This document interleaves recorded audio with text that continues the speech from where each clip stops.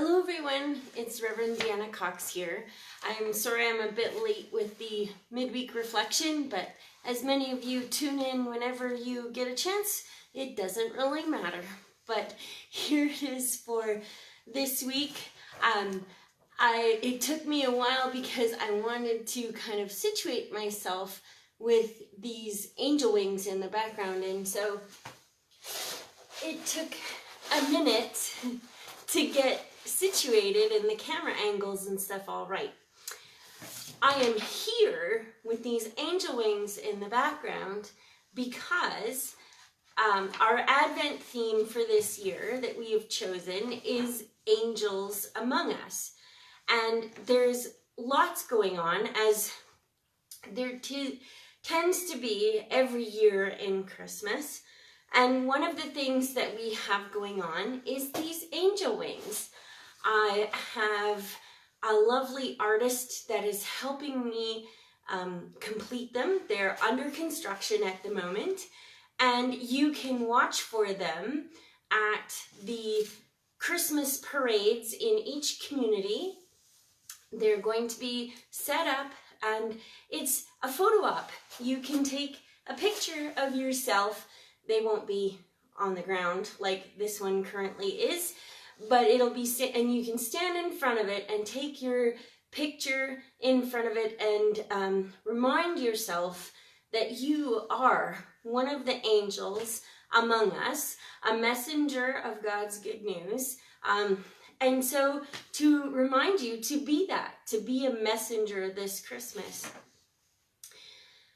And one of the things that the angels very frequently say is, do not be afraid. And the first story that we are going to encounter is the story of the angel Gabriel appearing to Zechariah when he's in the temple. And he says, don't be afraid, your prayer has been heard. And what a powerful message that is. Whatever we are going through in our lives, I'm sure we could imagine the power of being told, do not be afraid, your prayer has been heard. And if we can remember how powerful that would be for us, imagine how powerful it would be for someone else if we were able to say that to them. Do not be afraid, your prayer has been heard. And so that's kind of the whole synopsis of what the Angels Among Us theme for this Advent is us taking an active participation in our faith as messengers of God's good news, words of hope, peace, joy, and love. And so we have created an Advent calendar with little messages for yourself, also with a challenge on the back of ways to think about. Sometimes it's just thinking, sometimes it's acting, sometimes it's kind of an internal action that we need to do. And it's just calling us to engage with our faith in whatever way that we can, so that we are messengers of God's good news in our lives and in the lives of others around us. Because if we can do that, we can transform the world, or even just transforming our own life is big, is huge. And so that's this Sunday we are hearing the story of the angel Gabriel appearing to Zechariah, telling him that after so many years of waiting and despairing, he and Elizabeth are going to have a son who will be born and will go into ministry and become John the Baptist, preparing the way for the coming of the Christ. And so we think about angels, as our theme is Angels Among Us. And the resource that we're using recommends this book. It's called The Angels of Christmas, Hearing God's Voice in Advent by Susan Robb. And it's brand new. And it's actually, I've been skimming it as I was finishing up the details of the Advent calendar. And there's many quotes on the Advent calendar from this book. It's a very delightful book. And if you want, I can show you how to find it. But yes, it's The Angels of Christmas, Hearing God's Voice in Advent by Susan Robb. So we're going to be using this throughout the services this Advent. And one of the things that she mentions right off the hop is the question, are angels real? And does it matter if they're real? And so she says that even in biblical times, there were people that had varying beliefs about angels. And some were very skeptical. So it doesn't matter where you are in your belief or non-belief about angels. You're not alone. There's been people believing and wondering since the beginning of time. There are many people who have had experiences where someone or something has unexpectedly transformed their lives. There's no explanation, but whatever they needed in that moment came to them some way, somehow. And so people believe. And others are very skeptical because there's no scientific evidence, or they feel like what someone describes as unexplainable does actually have an explanation to it. And so, like I said, there is a whole spectrum of belief, and you're not alone. When the other thing that I put out into there of like, why does it matter if angels are literally real or not? Because when we were at the workshop in Basha several weeks ago, we were reminded that often we tell ourselves stories that aren't necessarily based in reality. And, stories about who we are and what we're capable of, stories of how others have treated us or how we perceived that others have treated us. And so if we believe those stories without fully understanding the reality that they're based in,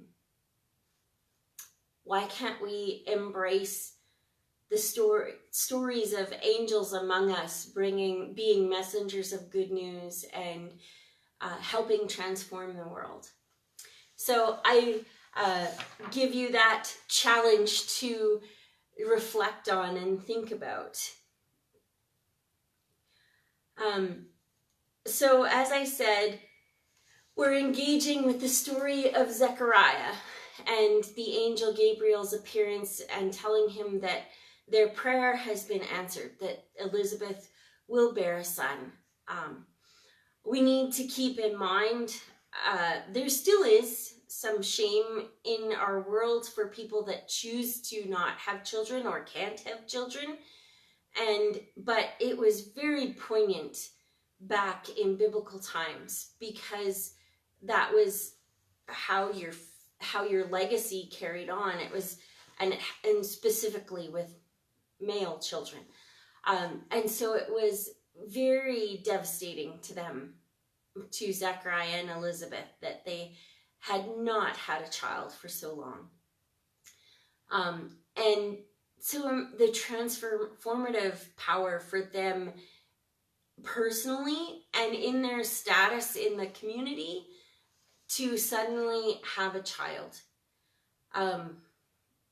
And this story can be hard in that if you are someone who has struggled to have children in your life, that to hear that God answered their prayers, and why doesn't God answer your prayers? And so I don't want us to get stuck in that. Because I don't think that that's the message of this passage. I think the message is more about being open to the unexpected. And so I hope that some way, somehow, know that you are held in love and compassion if that is a hard place for you, and that you're welcome to call me and talk to me further about it, because this is mostly off the top of my head. And so that's A. And B, know that like the unexpected, this is just one way of illustrating God's good news coming into the world. That there are many ways that God can hear our prayers, and it's not just in literal answers. And so the other piece about the angel's appearance to Zechariah is Zechariah doubts what the angel has to say to him, and very quickly speaks his doubt.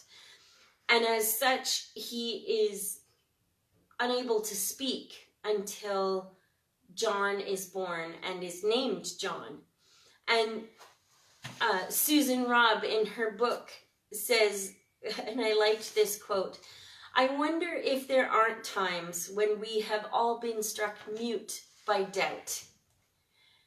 And so, friends, I leave you with that to contemplate this week as we rush headlong into Advent.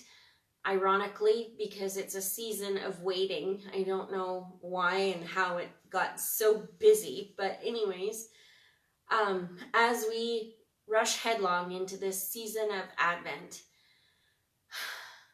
this beautiful, hope-filled, as well as complicated and painful season, as we rush into that season, I invite you to contemplate this week if there aren't moments where we are struck mute by our doubt, and how our belief can maybe give us a voice to be messengers of God's good news. Thanks so much for tuning in. I hope that when the angel wings are in your community or closer to where you are, that you take the opportunity to stop and take your picture with them. They're going to be beautiful when they're finished.